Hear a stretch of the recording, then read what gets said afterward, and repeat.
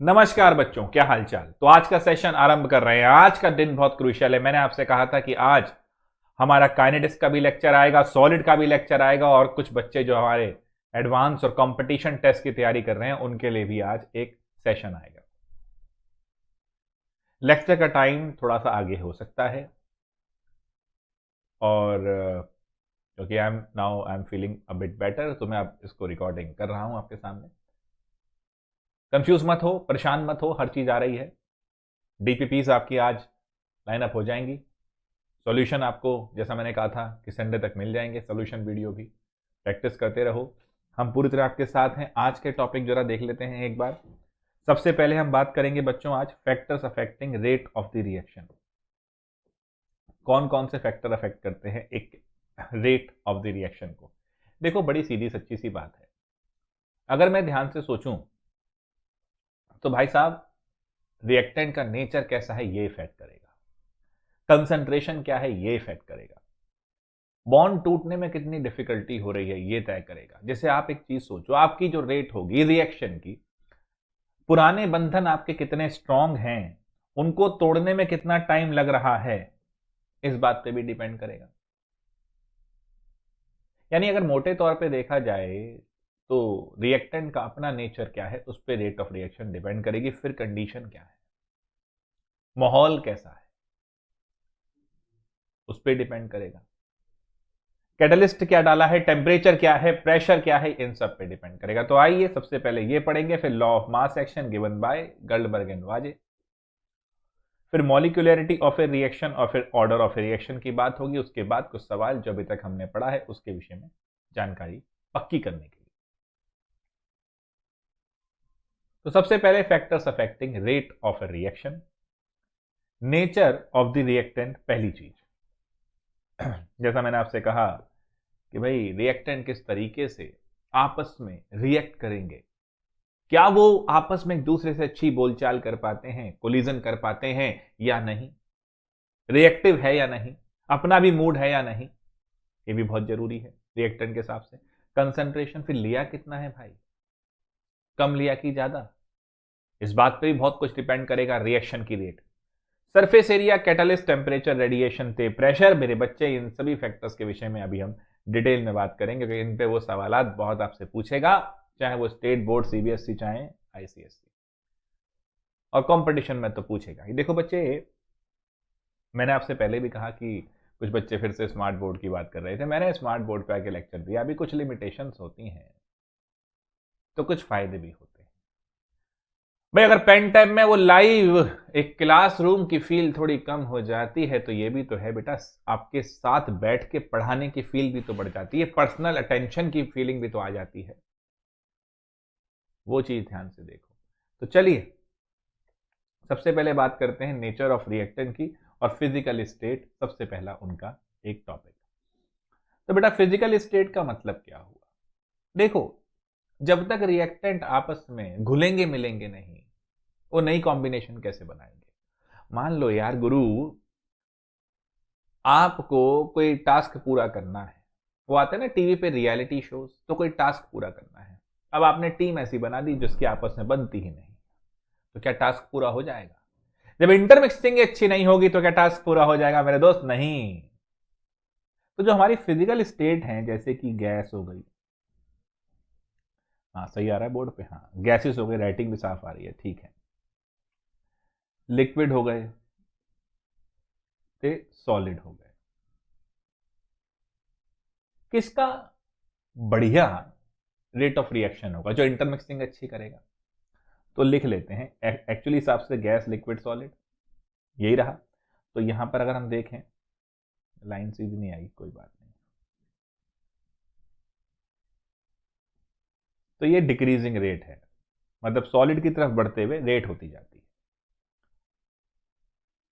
अब देखो बेटा, ये क्यों करा हमने, ये इसलिए करा, साफ साफ फॉर कोलिजन्स अगर आप बात करते हैं तो फ्री इंटरमिक्सिंग इज नेसेसरी।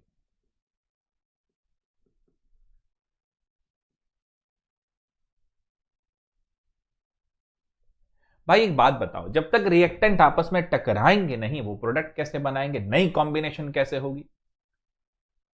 और उनके टकराने के लिए उनका आपस में इंटरमिक्स होना बहुत जरूरी है। तो for collision free intermixing is necessary. Clear है बच्चों? अब गैसेस स्टेट, इसका फर्क पड़ गया, तो ये फिजिकल स्टेट है। अब अगर हम केमिकल स्टेट देखें तो इफेक्ट नेक्स्ट हो गया, लगा लो बेटा, केमिकल स्टेट।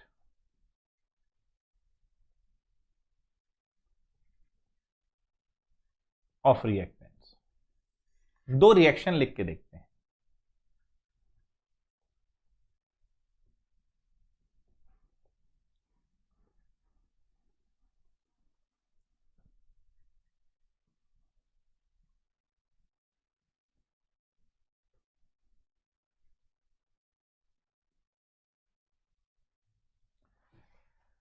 आपके हिसाब से कौन सी रिएक्शन फास्ट होनी चाहिए? कौन सा बच्चा बहुत जल्दी ऊंचाइयों को छुएगा? बच्चों, जरूरी यह है ऊपर उठने के लिए कि हमारे जो बंधन हैं वो भी जल्दी टूटें। फिजिक्स में पढ़ोगे ना बाइंडिंग एनर्जी, केमिस्ट्री में पढ़ा था ना आपने वो threshold energy, photo electric effect में, जितनी जल्दी वो इलेक्ट्रॉन अपने बंधन तोड़ता है उतनी जल्दी दौड़ना शुरू करता है। अब पुराने बंधनों में उलझे हुए हैं, पुराने तरीकों में उलझे हुए हैं,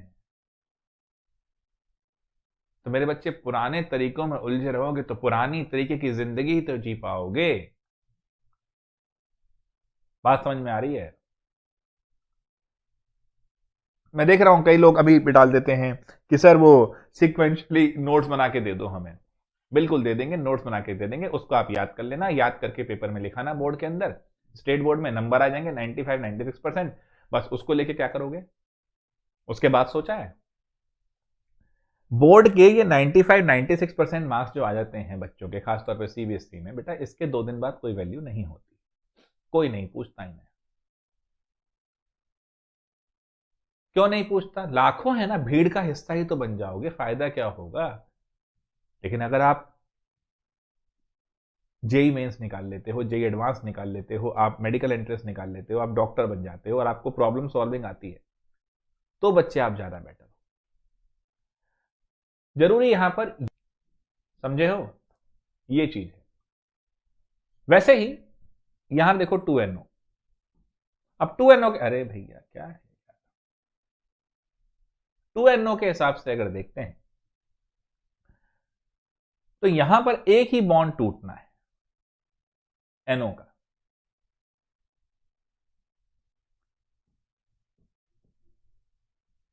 have to break only one bond, while in CH4 we have to break 4 bonds।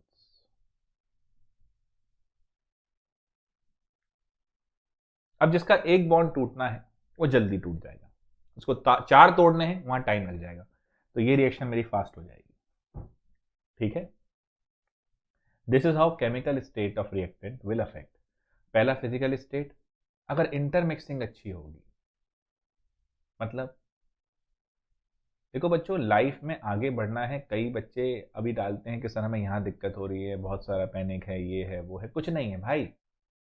चीजों के साथ जितनी जल्दी इंटरमिक्स हो जाओगे, जितना जल्दी उनसे कांटेक्ट बनाओगे, उतना ही अच्छा वो समझ में आएंगे। और जितना बैरियर रखोगे, कंडीशन रखोगे, जी मुझे तो ऐसा ही चाहिए, तो बेटा वैसा ही चाहिए, ऐसा ही चाहिए, तो फिर तो कुछ नहीं होगा। जितना जल्दी इंटरमिक्स हो जाओगे उतना बढ़िया। लचीलापन बहुत जरूरी होता है इसमें। फिजिकल स्टेट ये समझा रही है। केमिकल स्टेट ये कह रही है कि अगर पुराने बॉन्ड जो है उन्हें तोड़ने में वक्त लग जाएगा, तो नए बॉन्ड बनने में भी वक्त लग जाएगा। पुरानी बंदिशें तोड़नी पड़ेंगी, तभी नए तरीके से आगे बढ़ पाओगे। तो ये केमिकल स्टेट हो गई। कोई दिक्कत तो नहीं बच्चे? अगला हेडिंग लगा लो कंसंट्रेशन। तो हमने सबसे पहला जो था नेचर ऑफ द रिएक्टेंट वो पढ़ लिया, उनकी फिजिकल स्टेट पे रिएक्शन किस तरह इफेक्ट करती है और उनकी केमिकल स्टेट पे कैसे करती है। अब हम बात करेंगे कंसंट्रेशन ऑफ द रिएक्टेंट पे कैसे इफेक्ट होती है।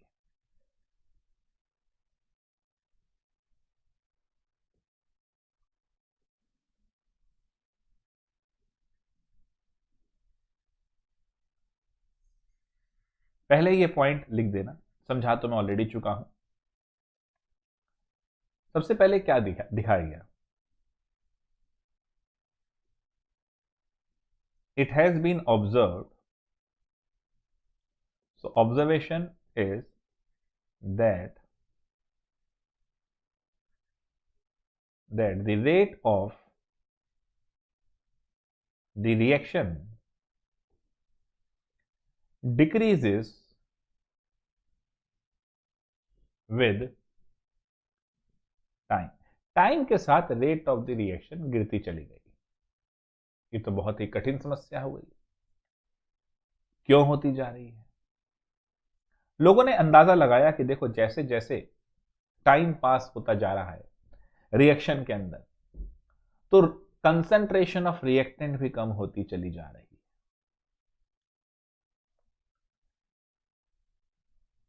So this can be because of the decrease in concentration of the reactants। तो हम एक बात कह देते हैं बड़ा सिंपल तरीके से, और हम क्या कह देते हैं, यही था रेट लॉ। जरा ध्यान दीजिएगा, जो मैंने आपको रेट लॉ समझाना ही था। तो अब इसी को कहते हैं रेट लॉ, और यही है बच्चे लॉ ऑफ मास एक्शन। इसी को कहा जाता है लॉ ऑफ एक्टिव मास। यही है लॉ ऑफ केमिकल इक्विलिब्रियम। कोई दिक्कत तो नहीं। दिस वॉज गिवन बाय हाँ सही आ रहा है, बिल्कुल सही आ रहा है, गिवन बाय गल्डबर्ग एंड वाजे।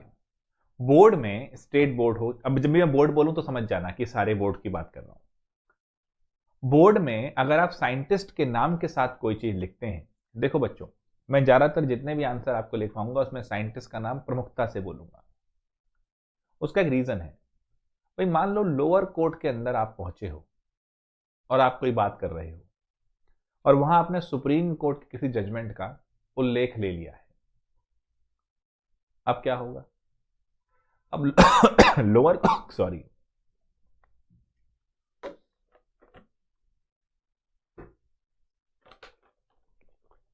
लोअर कोर्ट वाला तो आपकी बात नहीं काट सकता ना, क्योंकि आपने सुप्रीम कोर्ट की बात कर दी है। तो अगर आपके आंसर में, बोर्ड के आंसर में साइंटिस्ट का नाम लिखा हुआ है तो इसका मतलब क्या है कि भैया मैं नहीं कह रहा, राजू, मनीष, आशीष नहीं कह रहा है, गौरव नहीं कह रहा है, ये तो भाई साहब वो साइंटिस्ट कह गए जिनके लिए इनको प्रसिद्धि मिली, अवार्ड मिले। तो भैया अगर आप इनकी बात काट रहे हो तो देख लो फिर, इसलिए नंबर नहीं कटते हैं। तो गल्डबर्ग एंड वाजे ने दिया। उसके बाद इसकी स्टेटमेंट क्या थी, स्टेटमेंट जरा ढंग से लिख लो, समझाया तो मैंने था ही कि कंसंट्रेशन पे डिपेंड करता है, बट स्टेटमेंट लिख लो कि भाई eight a given temperature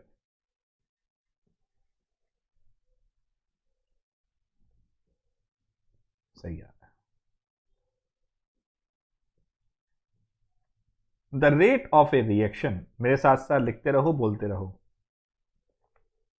the rate of a reaction, याद भी हो जाएगा ना, at a particular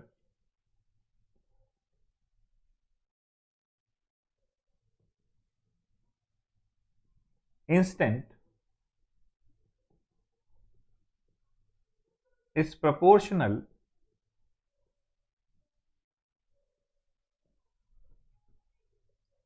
to the product of the active masses लिख लो, समझा रहा हूं लाइन बाय लाइन उसके बाद। Of the reactants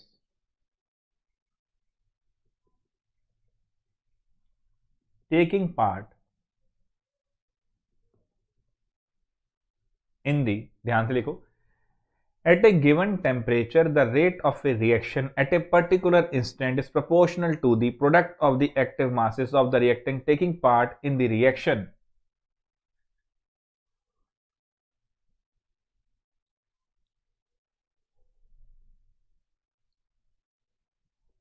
at that instant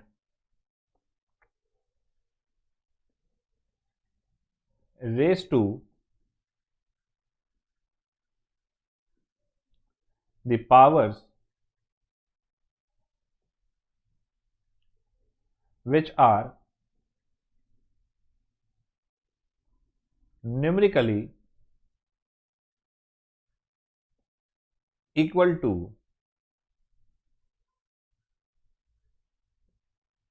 the number of their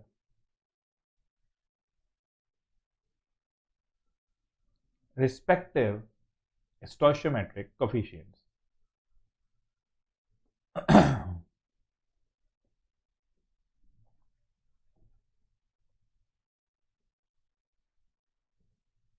sir इतनी लंबी डेफिनेशन रेट लॉ की, भाई साहब नंबर क्या चाहिए, बेस्ट चाहिए ना, फुल चाहिए ना, तो बढ़िया। अब समझाता हूं।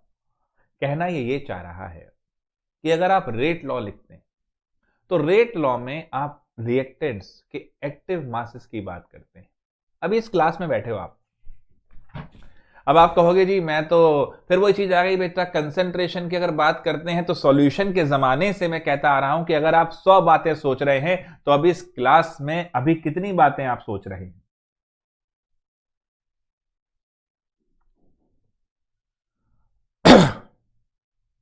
मतलब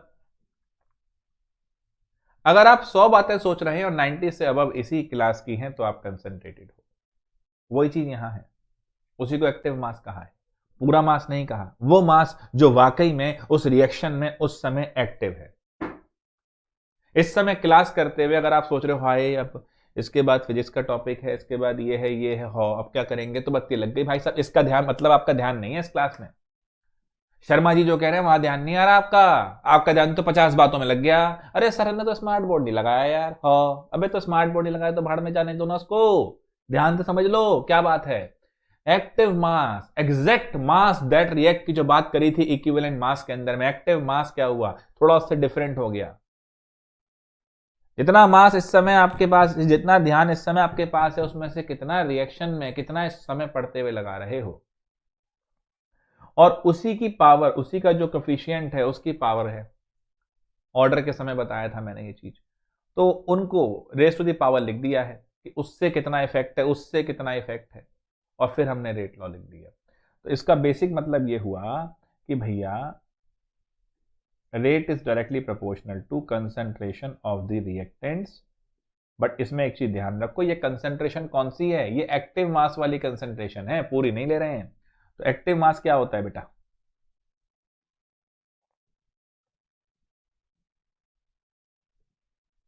एक्टिव मास होता है numbers of gram moles upon volume in litre. आप कहेंगे सर तो मोलैरिटी हुआ हाँ, बट एक चीज ध्यान रखना, एक्टिव मास मोलैरिटी में ही लेते हैं जनरली, बट ये वो मास है जो वाकई में रिएक्शन में आ रहा है। तो आपने यहां पर पढ़ लिया है रेट लॉ, तो कंसंट्रेशन में जो भी इफेक्ट है वो रेट लॉ के हिसाब से आया। और अगर आपने रेट लॉ यहां समझ लिया है बेटा, तो आपको ये भी समझना पड़ेगा रेट कांस्टेंट क्या होता है। रेट कांस्टेंट के मैंने आपको यूनिट बताए थे बहुत सारे, है ना, फॉर डिफरेंट ऑर्डर, ऑर्डर पे भी आएंगे, बट अभी यहां पर हम जरा ये समझेंगे। एक्टिव मास लिख लिया है। अब हम बात करेंगे कि जब आप इसे खोलेंगे तो मान लो ए क्या है, कंसंट्रेशन ऑफ द रिएक्टेंट, कोई रिएक्शन थी, A goes to B plus C, ठीक है। अब यहां पर एक हेडिंग लगा लो, रेट कांस्टेंट के विषय में पढ़ लें, characteristics of rate constant.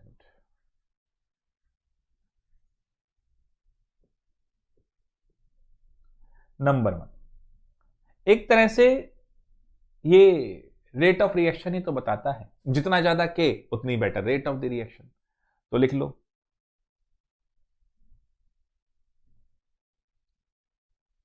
Greater the value of के,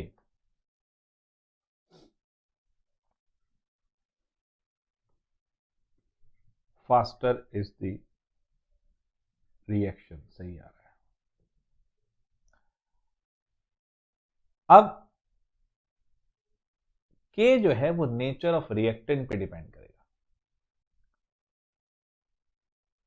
पर्टिकुलर रिएक्शन के लिए एक पर्टिकुलर टेम्परेचर पे फिक्स रहेगा। अब देखो जरा, depends on the nature of the reactants, does not depend upon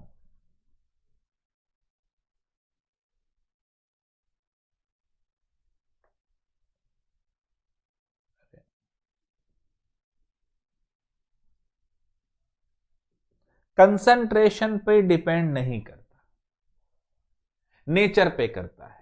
quality पे करेगा, क्वांटिटी पे नहीं। थर्मो के हिसाब से सोचो, इंटेंसिव तो एक्सटेंसिव बताया है।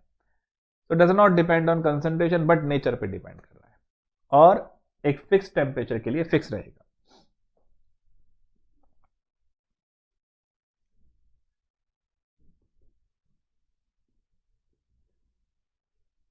Fixed value for a particular reaction at a fixed temperature. Units will depends on the order of the reaction. कहने का मतलब क्या है?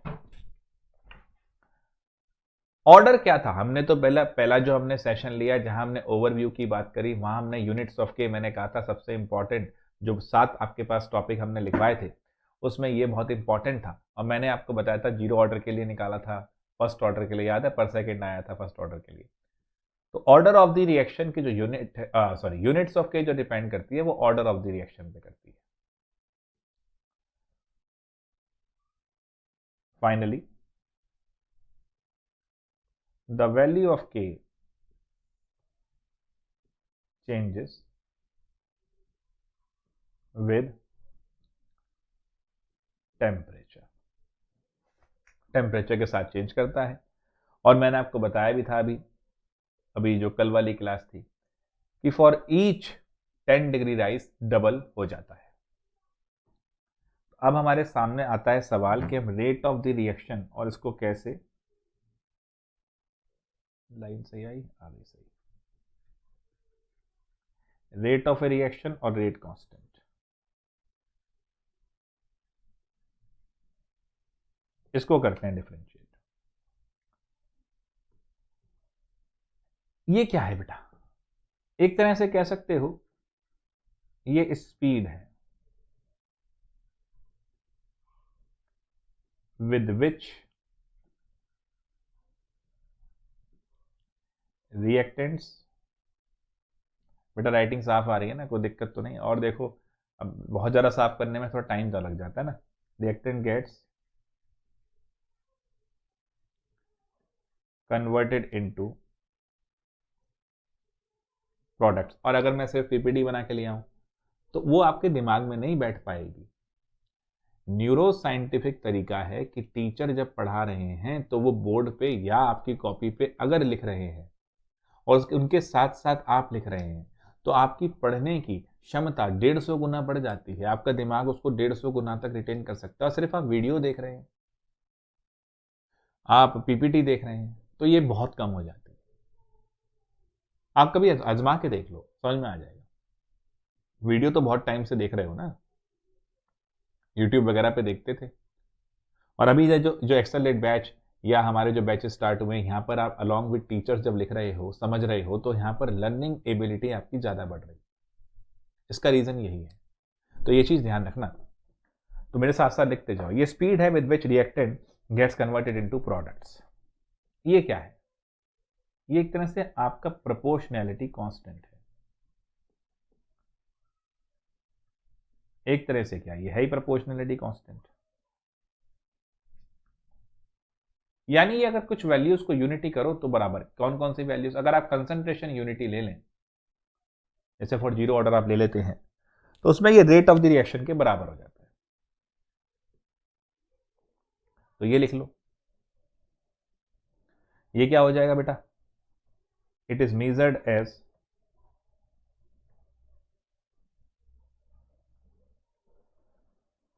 The rate of decrease. सही आ रहा है? हाँ, in concentration of reactant or rate of increase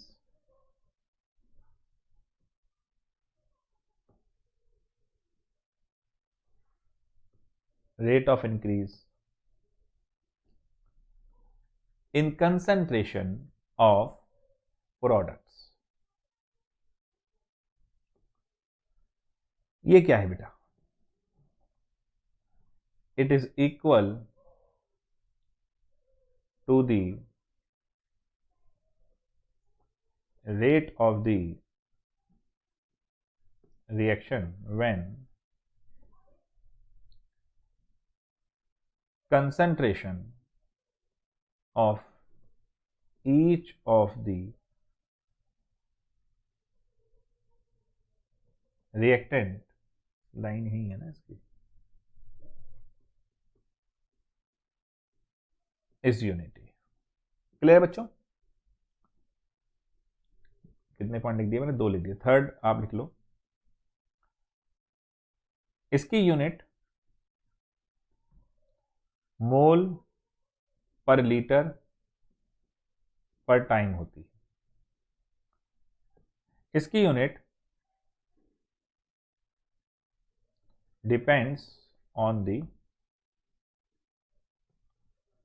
order of the reaction होती है। ये डिपेंड करता है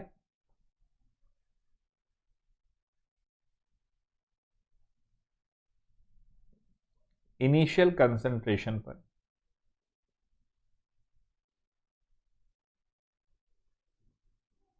ऑफ द रिएक्टेंट्स। ये नहीं करता।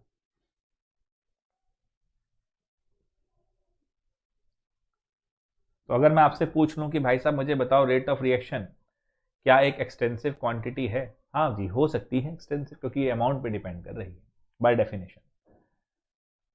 तो एक बार जरा हमने जो रेट लॉ पढ़ा, कैरेक्टरिस्टिक पढ़ा, और हमने कंसंट्रेशन ऑफ रिएक्टेंट का रेट पर क्या इफेक्ट है वो जो पढ़ा, उसको एक बार रिवाइज कर लेते हैं।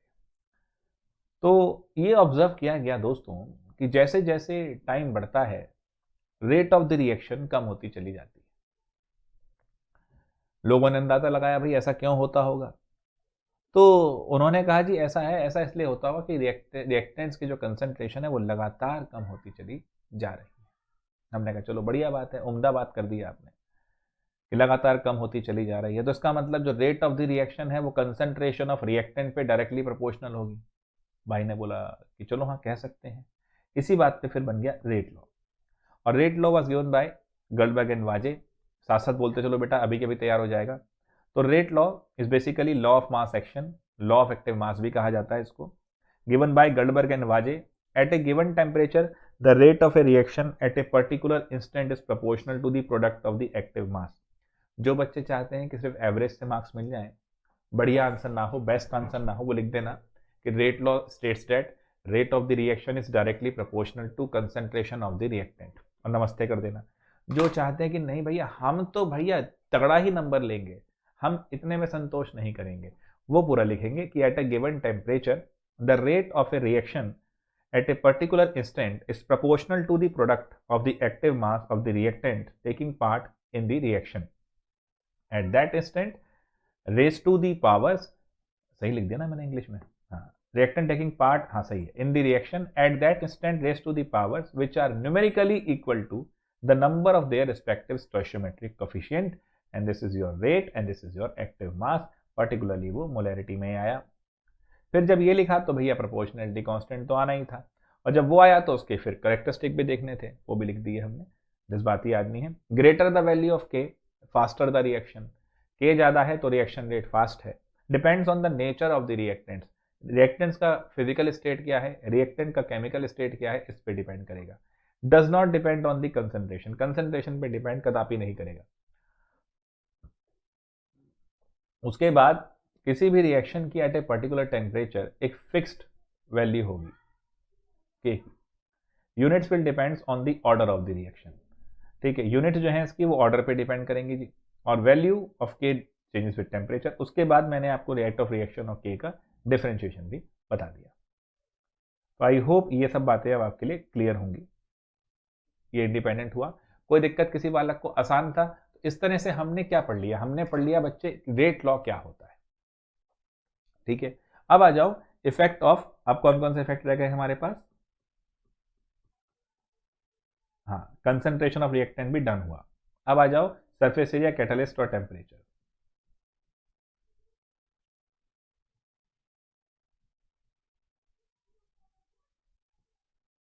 हाँ, सरफेस एरिया था ना यार, ये ऐसे तो खुल जाना चाहिए था।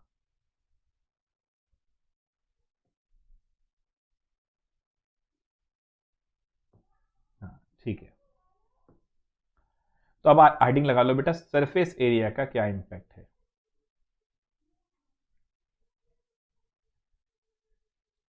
देखो बेटा, जितना ज्यादा एरिया मिल जाएगा उतना ही ज्यादा एक्सपोजर हो जाएगा। एक बात सोचना जरा ध्यान से, एक रिएक्टेंट था, बॉल नुमा था, ऐसे था, उसमें कुछ इंप्योरिटीज भी थी, और यहां पर वो रिएक्टिव एक्टिव मास था। आपने इसको पाउडर फॉर्म में ले गए, तो ये पाउडर फॉर्म में आया तो सारे पार्टिकल इसके फैल गए। अब ये जो एरिया था, जब ये बॉल नुमा था तब ज्यादा एक्सपोज्ड था, या जब ये पाउडर फॉर्म में आ गया तब ज्यादा एक्सपोज्ड है। यही चीज मेटलर्जी में भी पढ़ोगे मेरे साथ, जहां पर मैं सबसे पहले उस मेटल को निकालने के लिए उस पत्थर में से उस पे क्या करूंगा, हथौड़े मारूंगा, साफ करूंगा, पाउडर फॉर्म में बनाऊंगा, ताकि उसका मेन चीज निकल के आ जाए, जिससे हम रिएक्ट करा दें। तो इसका मतलब सीधा सीधा क्या हुआ बेटा, ग्रेटर दी लिख लो भैया, greater the surface area of a reactant, better exposure is possible and more will be the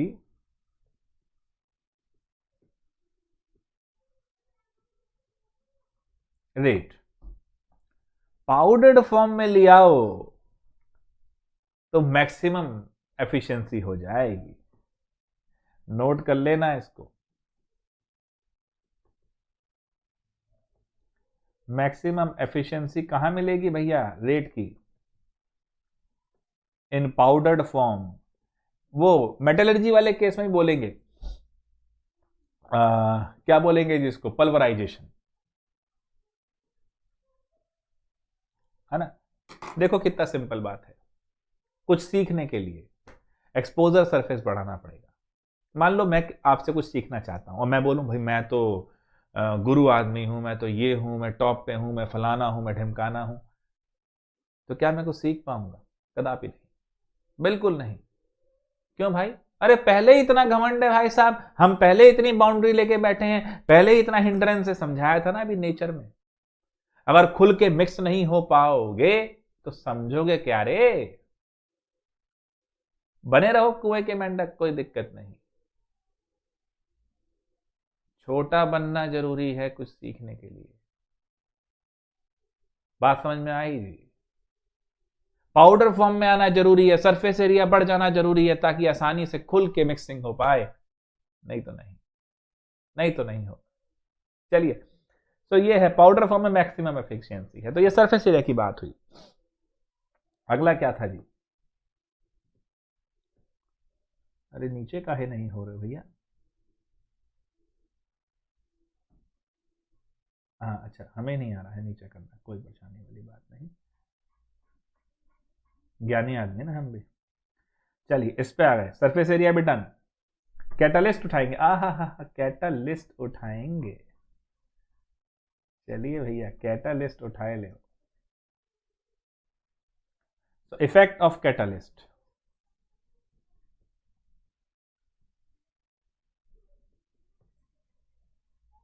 catalyst क्या होता है? अरे वो बताया था ना मैंने, एक्टिवेशन एनर्जी। अब मान लो हुआ क्या भैया, बड़ा सीधा सा कॉन्सेप्ट है कि हम एक आज से 200 साल पहले टाइम मशीन में बैठ के पहुंच गए। अब वहां पर जंगल नुमा माहौल है, खाना बना रहे हैं, लकड़ियां जला रहे हैं जंगल से काट के लाके,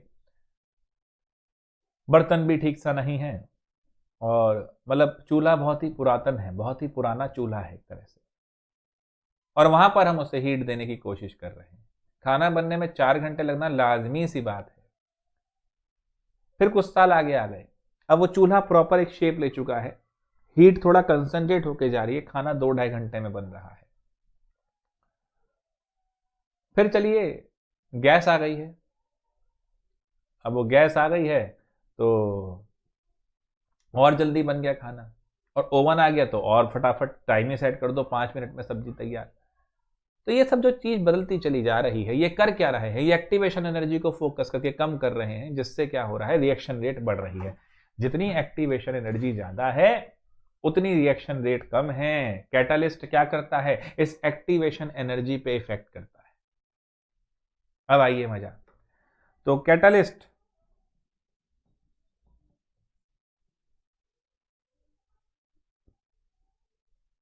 कैन अफेक्ट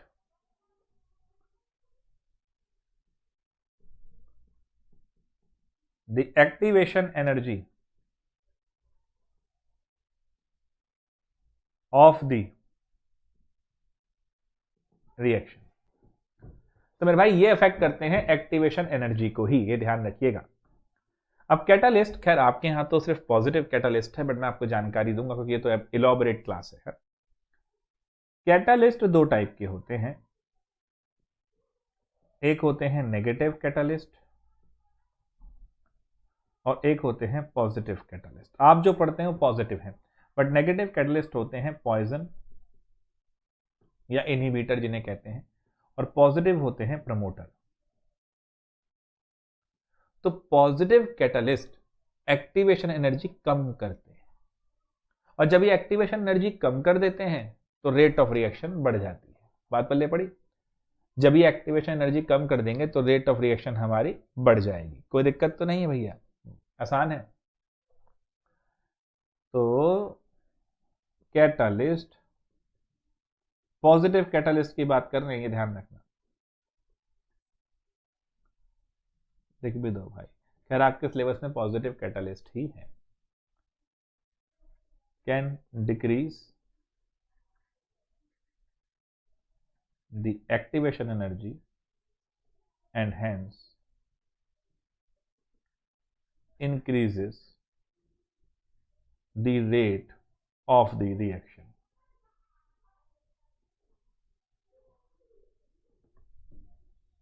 डन है भैया? तो अब इसके बाद क्या था जी? इसका तो टेम्परेचर और फिर आई थिंक प्रेशर ही रह जाएगा।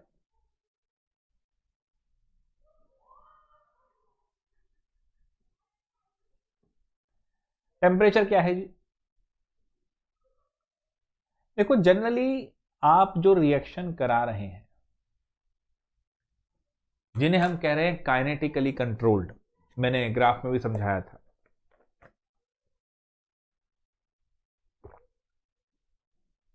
एक मिनट।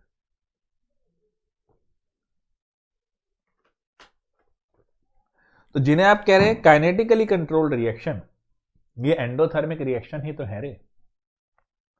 और अगर ये एंडोथर्मिक रिएक्शन है, इसका क्या मतलब हुआ कि भाई मेरे इन्हें एनर्जी देनी पड़ेगी, तो टेम्परेचर बढ़ाओगे तो रेट बढ़ेगी। तो इफेक्टिवली क्या देखा गया जी,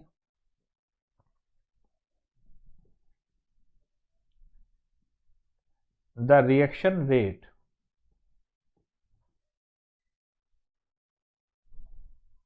for most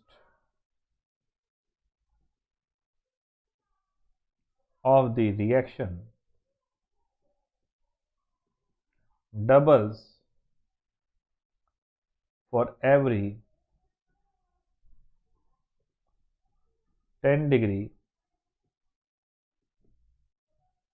rise in temperature। ठीक है, प्रेशर का इफेक्ट वही ली शैटेलियर प्रिंसिपल से लगा देना कि भैया अगर प्रेशर बढ़ाओगे तो रिएक्शन उस डायरेक्शन में मूव करेगी जहां पर लेस क्राउडिंग होगी। सिंपल सा इम्पैक्ट है। चलिए, तो अभी तक हमने क्या क्या पढ़ा वो सब क्लियर है। आपने पढ़ लिया मेरे साथ भाई साहब किस किस तरीके से इम्पैक्ट है किन किन चीजों का, आपको समझ में आ गया है, कोई दिक्कत तो नहीं है। अच्छा जी, अब मैं क्वेश्चन जरा देख लें, लिखवाया तो थे मैंने क्वेश्चन, एक मिनट को टॉपिक और क्या था, ये रहे नीचे क्वेश्चन है और कोई टॉपिक आज का हमारा, हाँ molecularity the order of a reaction. Okay बेटा, पहले भी हमने ये समझाए थे, आज हम इसके डिफरेंसेस आपको लिखवा देते हैं। मॉलिक्यूलरिटी क्या थी बेटा, sum of the reacting species in an elementary reaction. And order क्या था, वही अभी लिखवाया रेट लॉ के अंदर कि किस रिएक्टेंट से क्या इंपैक्ट पड़ रहा है रेट ऑफ द रिएक्शन पे। हेडिंग लगा लो, लाइन खींच लो, बोर्ड में जब भी कंपेयर करने को बैठो तो लाइन मार के करना, पैराग्राफ में मत करना, नंबर नहीं मिलेंगे।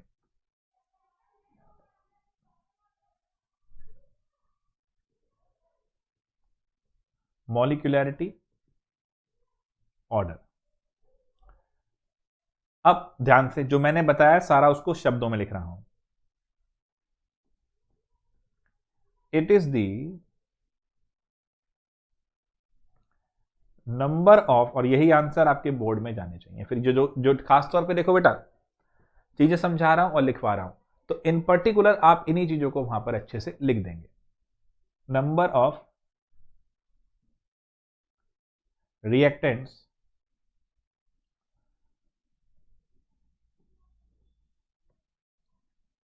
which brings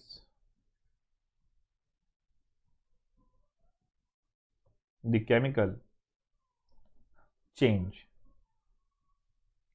in an elementary reaction, simple reaction। अब बेटा ये सम ऑफ द पावर लिखवाया भी था मैंने, sum of the power of the influencing reactants. कौन सा रिएक्टेंट कितना इंफ्लुएंस कर रहा है उसकी पावर को आप ऐड कर लो, काम हो जाएगा। ये थियोरिटिकल कॉन्सेप्ट है, सही लिखा है हाँ, और ये एक्सपेरिमेंटल। और मैंने आपसे कल एक क्वेश्चन भी करवाया था, एक्सपेरिमेंटल बेसिस पे ही था वो। और ये आपके सिंगल स्टेप रिएक्शन के लिए, ये मल्टी स्टेप के लिए। मॉलिक्यूलरिटी रेयरली मोर देन 3 होती है ना।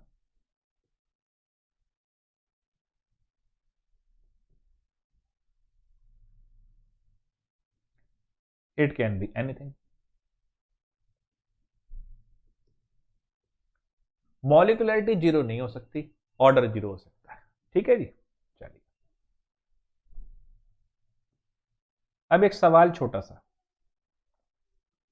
For an elementary reaction 2a + b, आपके सामने सवाल है, एक बार पढ़ो आराम से इसको क्या है, और इस सवाल को सॉल्व करने की कोशिश करो, फिर आगे बढ़ेंगे। बहुत आराम से हो जाएगा, टेंशन नहीं है। कहो तो पढ़ भी देते हैं आपके लिए, for an elementary reaction 2A plus B goes to C, मतलब 2A और मतलब बेसिकली रिएक्शन है यार, और क्या है, rate of appearance of C at time t is this, rate of reaction निकालनी है, rate of disappearance of A निकालनी, करो फटाफट, 1 ही मिनट लगना है, कोई खास बड़ा चीज नहीं है इसके अंदर। पहले तो रेट लॉ लिख लेना, रेट लॉ लिखेंगे, रेट एक्सप्रेशन लिखेंगे, चलो खुद सोचो, 1 मिनट सोचो, गलत सही की बात नहीं है, खुद सोचो, अटेम्प्ट कर लो बेटा, गलत सही को छोड़ दो।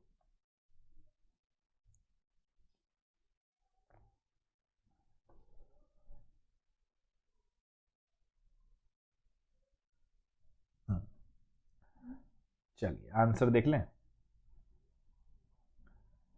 पहले तो रेट एक्सप्रेशन लिख लो,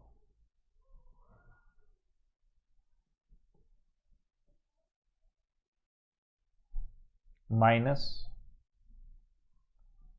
dA by 2 dt is equal to minus dB by dt plus dC by 3 dt। अब रेट ऑफ, मतलब ये दिया हुआ इन्होंने भाइयों ने, रेट ऑफ रिएक्शन पूछा है, तो बस बेटा रेट ऑफ रिएक्शन तो बहुत ही आसान हो जाएगा, पहला वाला पार्ट तो, क्योंकि ये भी रेट ऑफ रिएक्शन है, ये भी रेट ऑफ रिएक्शन है, ये भी रेट ऑफ रिएक्शन है,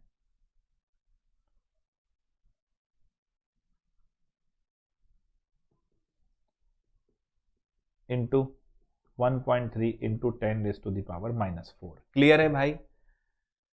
फिर कहोगे गौरव सर पूरा सवाल कराओ, अरे पूरा क्या, डिवाइड तो कर लो यार, 13 इंटू 10⁻⁻5, 3 से डिवाइड कर लो तो कितना आ गया, 4 पॉइंट और 12 और 3 तो तुम्हारा 4.33, है ना, हो जाएगा आराम से ही।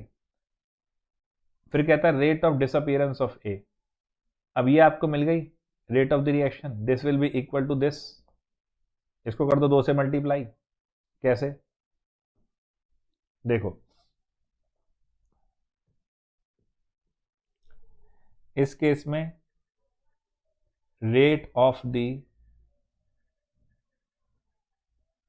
रिएक्शन मेरी क्या आ रही है, ये दैट इज 4.33 इंटू 10⁻⁻⁵, और ये किसके बराबर है, अगर ए के हिसाब से देखूं तो माइनस dA बाय 2 dt।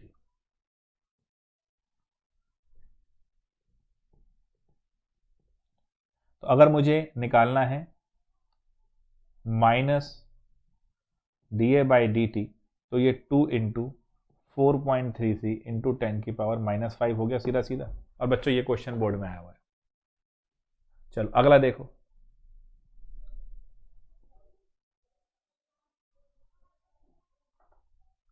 आसानी से हो जाएगा ये भी।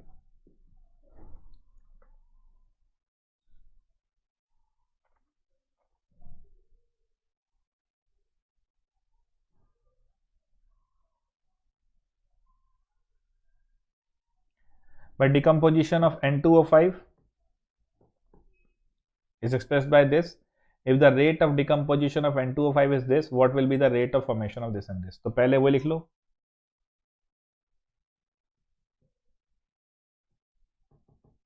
रेट एक्सप्रेशन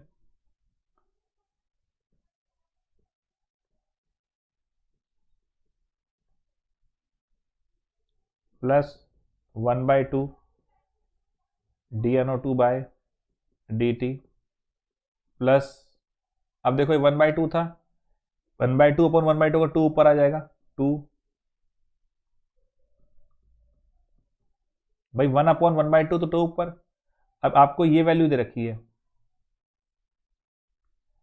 ये पूछी है और ये पूछी है, हो जाएगा, इसको कर दोगे 2 से मल्टीप्लाई तो ये मिल जाएगा, इसे कर दोगे 2 से डिवाइड तो ये मिल जाएगा। किसी बालक को कोई दिक्कत है जी? इजी है। तो ये आपके आज हमने समाप्ति की तरफ करते हुए आज का सेशन, आज हमने जो टॉपिक अपने रखे थे वो कंप्लीट कर लिए हैं। इस सेशन के। अब आपके पास आई होप पूरे डिटेल में मैंने ले लिया है एक एक पॉइंट, है ना। अगली क्लास में अब हम बात करने वाले हैं क्या क्या। देखो आपने भी बोला था अभी, फिर मैंने देखा एक आध बच्चों का डाउट था, वो इंटीग्रेटेड रेट इक्वेशन फिर से क्या है जी, पूरी डिटेल आएगा, और वो लेक्चर थोड़ा सा देखो एक्सटेंड हो सकता है, ठीक है। कोशिश करूँगा जल्दी से जल्दी निपटे वो, बट एक्सटेंड मतलब थोड़ा टाइम खींच सकता है उसमें। तो आज का पहला तो ये रहा आपके रेगुलर टाइम पे, सॉलिड स्टेट और आउट ऑफ रेगुलर टाइम आएगा, और एक आएगा छोटा सेशन कंपटीशन के ऊपर। आई होप आज जो पढ़ा है वो क्लियर है। इसको रिवाइज करना अच्छे से, नोट्स अच्छे से बनाना, पूरे पूरे नोट्स लिखवा रहा हूँ जहाँ पर जो जरूरत पड़ रही है, तो ध्यान रखते चलना। आज के लिए इतना ही, मिलते हैं बच्चों अपने आज के दूसरे सेशन में। आज के लिए काइनेटिक्स में इतना ही, ठीक है। चलिए इसको रोकते हैं यहाँ पर।